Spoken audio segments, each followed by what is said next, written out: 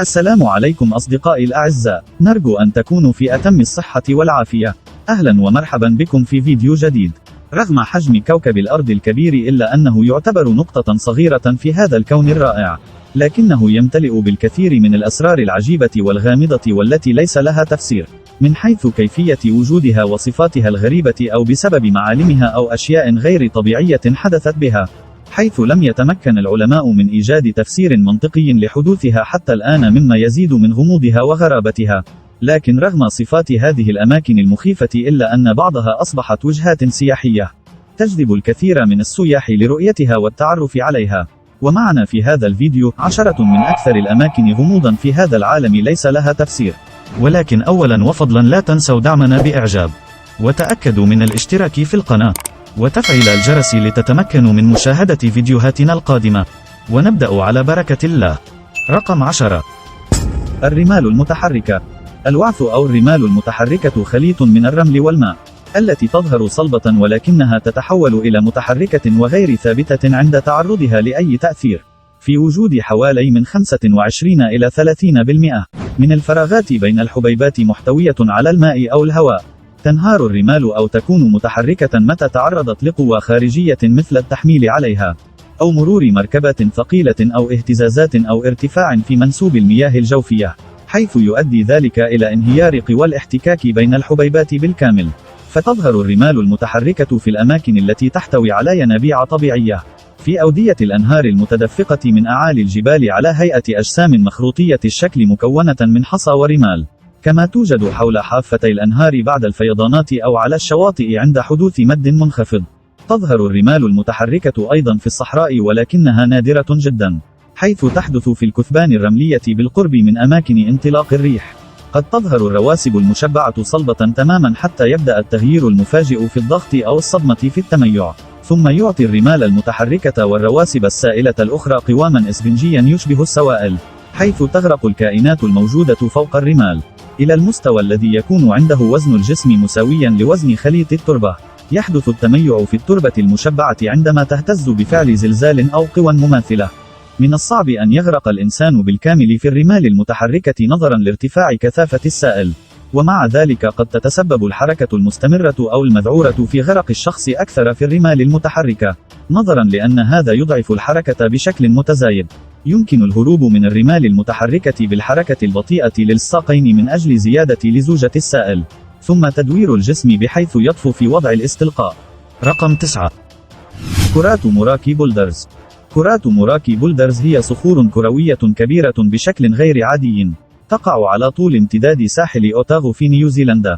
توجد متناثرة إما على شكل مجموعات معزولة، أو مجموعات من الصخور داخل امتداد الشاطئ، حيث تم حمايتها في محمية علمية. تؤدي التعرية بفعل الموجة للحجر الطيني إلى كشف الصخور المعزولة المدمجة. فهذه الصخور عبارة عن كتل خرسانية حاجزة رمادية اللون، تم استخراجها من الحجر الطيني الذي أحاط بها، كما تم تركيزها على الشاطئ بسبب تآكل السواحل حولها. تم وصف الصخور في عام 1850 من التقارير الاستعمارية، بالإضافة إلى العديد من المقالات الشعبية منذ ذلك الوقت. الجانب الأكثر لفتاً للنظر في الصخور هو حجمها الكبير بشكل غير عادي وشكلها الكروي. يتراوح حجم ثلث الصخور تقريبا من حوالي نصف المتر إلى متر واحد، لكن الثلثان الآخران من 1.5 المتر إلى 2.5 المتر تقريبا. معظمها كروي أو شبه كروي، وتوجد بعض الصخور كروية متطابقة مع بعضها تقريبا، قد تكون مسطحة أو على شكل قرص أو بيضاوية.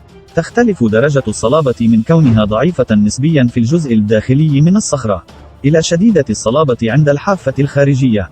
تتكون الحواف الخارجية للصخور الكبيرة من 10 إلى 20% من الكالسيت.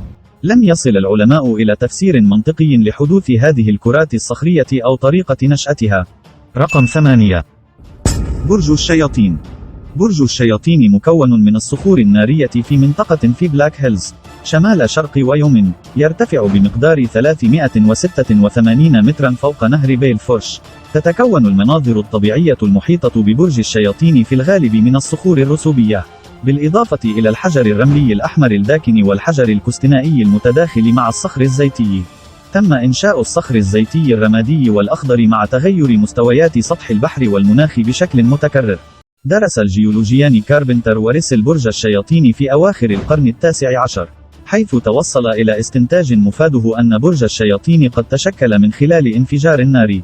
يتفق الجيولوجيون المعاصرون على أنها تشكلت من خلال اقتحام المواد النارية. يعتقد البعض الآخر أن البرج هو كل ما تبقى مما كان في السابق بركانا متفجرا كبيرا. كما اقترحت نظريات أخرى أن برج الشياطين هو سدادة بركانية أو عنق بركان خامد.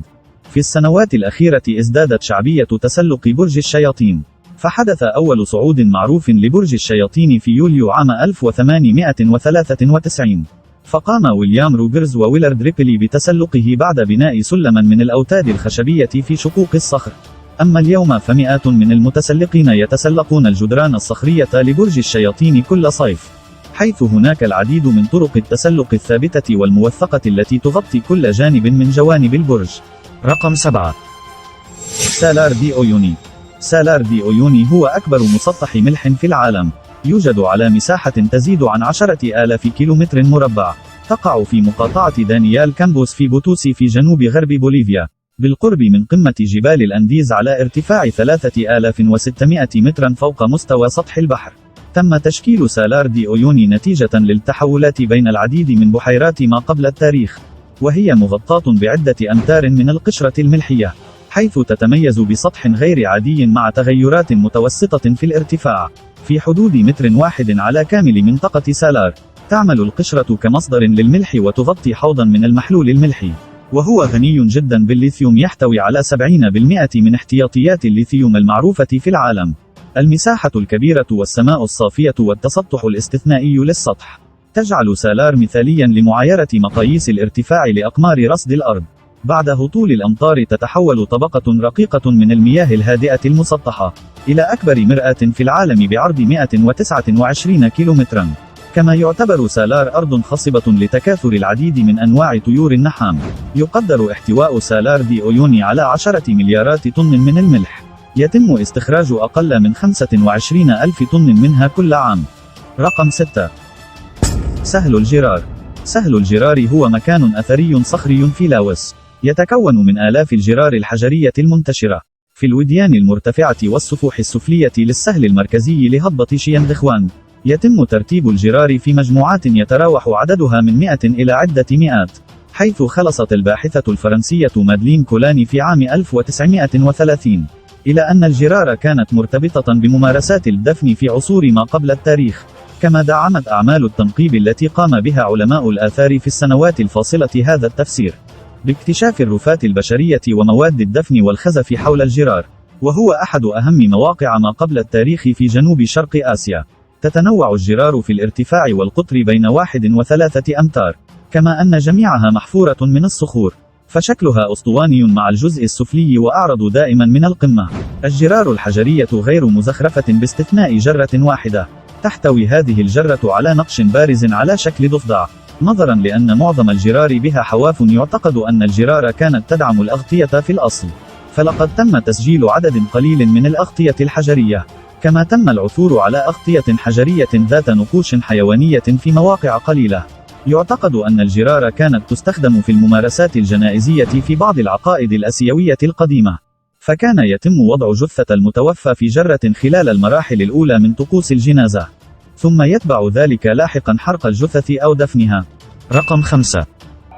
منطقة تكوين الريشات.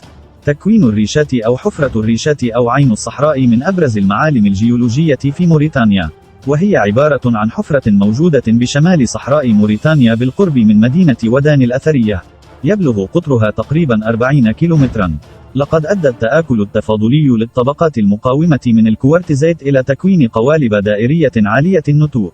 كان أول من اكتشفه من غير السكان المحليين الباحث الفرنسي تيودور مونو في ثلاثينيات القرن الماضي، ومنذ ذلك الحين والبعثات الجيولوجية تتوالى على تلك المنطقة، وهناك جدل علمي حول ماهية تكوينه. فبعض العلماء يقول إنه حفرة ناتجة عن نيزك ضرب تلك المنطقة، لكن البعض الآخر يقول إنه بركان خامد قديم.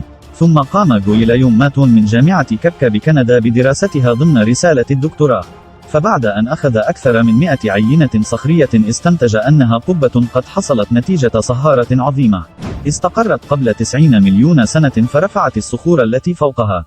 يفسر التوزيع الدائري للتلال والوديان على أنه تكوين الكويستات تم عن طريق التآكل التفاضلي لطبقات الصخور الصلبة والناعمة المتناوبة، التي ترتفع كقبة بواسطة معقد بركاني من العصر الطباشيري. رقم 4.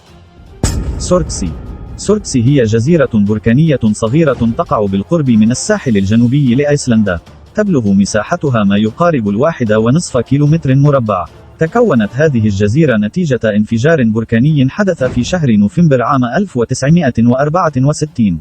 ومنذ ذلك اليوم تقلصت أبعاد الجزيرة بسرعة، وذلك بسبب الأمواج التي تلاحظ بصورة كثيفة، إلى جانب الانجراف الذي تسببه الرياح. فعقب انتهاء الثورات البركانية واجهت الجزيرة اهتمام الباحثين الجيولوجيين المكثف إزاء عالم النباتات، فلقد كانت جدباء وخالية تماما من أوجه الحياة، ثم بدأت في التكوين رويدا من الصفر في بداية عام 1965، حيث بدأت ملامح الحياة الأولى في الظهور على هذه الجزيرة، التي بدت كقطعة أرضية بركانية خالية تماما من أوجه الحياة، لكنها اليوم أصبح جزء كبير من الجزيرة مكسوا تماما بهذه الطحالب والنباتات، مع بداية تكوين الطيور للأعشاش رويدا في الجزيرة، حيث كانت أولى الطيور التي ظهرت هي البطريق والنورس الغواص.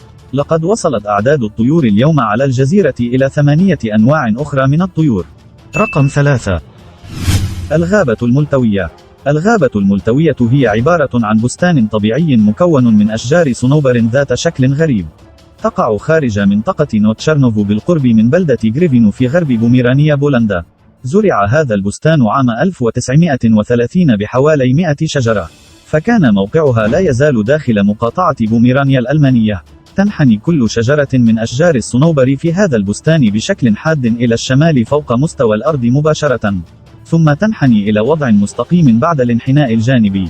يعتقد بأنه استخدمت بعض الأدوات أو التقنيات البشرية لجعل الأشجار تنمو بهذه الطريقة، لكن الدوافع والطريقة غير معروفة حتى الآن. هناك تكهن بأن الأشجار قد شوهت بهذه الطريقة لصنع أخشاب منحنية بشكل طبيعي لاستخدامها في صنع الأثاث وبناء القوارب. يظن آخرون أن عاصفة ثلجية قد تكون ضربت الأشجار وتسببت بانحنائها بهذا الشكل، لكن حتى الآن لا أحد يعرف ما حدث لأشجار الصنوبر في هذه الغابة الغريبة والمخيفة، فهو لا يزال لغزا غير مفهوم. لكن على الرغم من الانحناءات غير الطبيعية لهذه الأشجار، إلا أن هذه الأشجار تتمتع بصحة جيدة وتنمو بصورة طبيعية. رقم 2. دوائر الجن في ناميبيا. دوائر الجن هي دوائر غريبة من الرمال عارية من العشب في أماكن يكثر العشب فيها من حولها. توجد في المراعي الصحراوية الرملية في ناميبيا، وهي تتشكل ثم تختفي بعد سنوات بدون سبب معروف. تم إرجاع الأسباب لتشكل هذه الدوائر إلى تكوين أعشاش النمل الأبيض تحت الأرض، لكن لم تظهر الحفريات أي دليل على ذلك. كما فشلت تفسيرات أخرى لتكون هذه الدوائر، مثل الاختلافات في العناصر الغذائية في التربة. كما اعتقد البعض أن موت النباتات بسبب أبخرة سامة من الأرض. لقد جرت مقارنة لصور التقطت بواسطة الأقمار الصناعية، حيث تم بموجب ذلك معرفة أن الدوائر مستقرة تماما في نفس مواقعها. كما قد ظهرت هذه الدوائر في حجمها الكامل أحيانا، فأحيانا تظهر ثم تنمو بسرعة إلى الحجم الكامل، وأحيانا تختفي. تتراوح أحجام تلك الدوائر بين الكبير والصغير، حيث يصل قطر أصغرها إلى 2 متر، في حين أن قطر أكبرها يمكن أن يصل إلى 12 مترا. لقد وصلنا إلى الأفضل مع قناة صحي عقلك، ونتمنى أن تكونوا قد استمتعتم بموضوعاتنا. فتأكدوا من الاشتراك والإعجاب للحصول على المزيد من مقاطع الفيديو الرائعة، ونحن في انتظار ملاحظاتكم وآرائكم في التعليقات، تشجيعا لنا لنستمر في إنشاء المزيد من هذه الفيديوهات. رقم 1. الغابة الحجرية. الغابة الحجرية هي مجموعة بارزة من تشكيلات الحجر الجيري، حيث تقع في مقاطعة شيلين الصينية. يبدو أن الصخور الشاهقة تنشأ من الأرض بطريقة تذكرنا إلى حد ما بالصواعد، فيبدو أن العديد منها يشبه الأشجار المتحجرة، مما يخلق الوهم بوجود غابة مصنوعة من الحجر. هذا الموقع مصنف كموقع سياحي من الدرجة الثانية. تغطي منطقة شيلين الوطنية ذات المناظر الخلابة مساحة 400 كيلومترا مربعا. يعتقد أن هذه التكوينات الناتجة عن عوامل تجوية الحجر الجيري وهي منطقة جذب سياحي لكل من السياح الأجانب والمحليين. كانت منطقة الغابات الحجرية عبارة عن بحر ضحل منذ حوالي 270 مليون عام. هي عبارة عن رواسب كبيرة من الحجر الرملي، مغطاة بالحجر الجيري المتراكم في هذا الحوض خلال فترة العصر البرمي، حيث شكل التعرض للرياح والمياه الجارية أعمدة الحجر الجيري. تمتد هذه التشكيلات الشاهقة وتبدو وكأنها غابة شاسعة من الأحجار، ومن هنا جاء اسم الغابة الحجرية. شكرا لكم أعزائي على المشاهدة. تحية طيبة لكم جميعا، ونلتقي بكم في الفيديو القادم على خير بإذن الله. في أمان الله ورعايته.